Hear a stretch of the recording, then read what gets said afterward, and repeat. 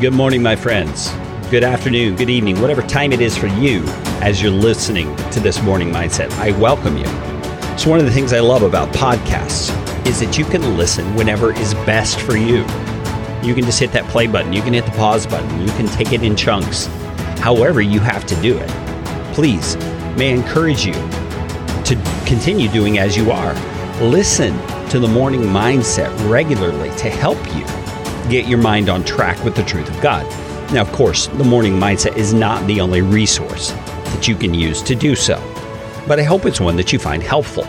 I would love to hear from you. I'd love to hear your story of how the morning mindset is encouraging you in your life and helping you to live a life that is aligned with the truth of God. You can send those to me directly via email, Carey, C-A-R-E-Y, @careygreen.com. I would love to interact with you.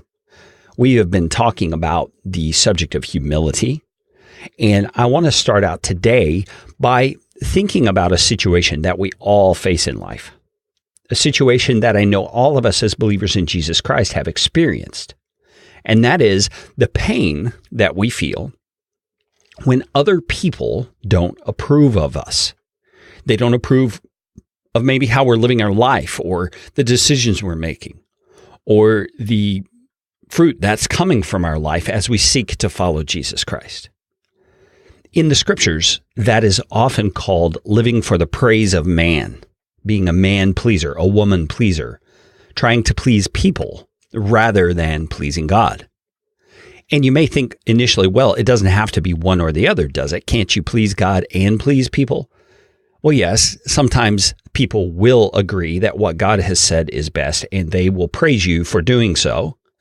But much of the time, that's not how it goes, right? Much of the time, that's not how we think of it either.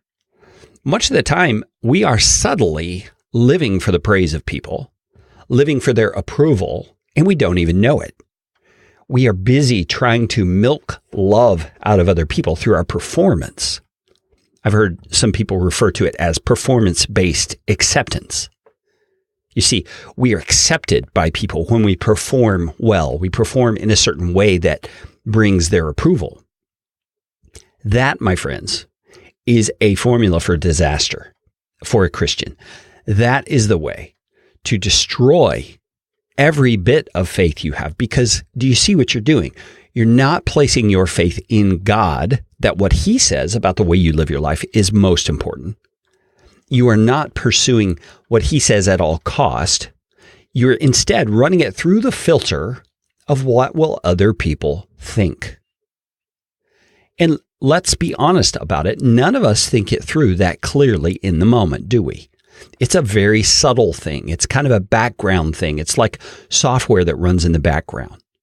And it's kind of our mode of operation that fuels us and pushes us and engenders certain responses and is what motivates us to do certain things in certain ways all throughout the days of our lives. And Andrew Murray, in the book Humility that we've been going through, points this out to us in relation to our faith in God. And he's talking about one of the passages where Jesus is interacting with the Pharisees, who were the religious leaders of the day. And what Jesus says is, how can you believe, you who receive glory from one another? And he's pointing out that when you live your life for the praise of other people, you can't really place your faith in God. You can't really live a life that's dependent on Him as your source of help, because you're trying to seek your acceptance and your strength and your approval from people, not from God. And here's what Andrew says. He says, brothers, nothing can cure you of the desire of receiving glory from men, or of the sensitiveness and pain and anger which come when it is not given, except giving yourself to seek only the glory that comes from God. Let the glory of the all-glorious be everything to you. You'll be freed from the glory of men and of self, and be content and glad to be nothing.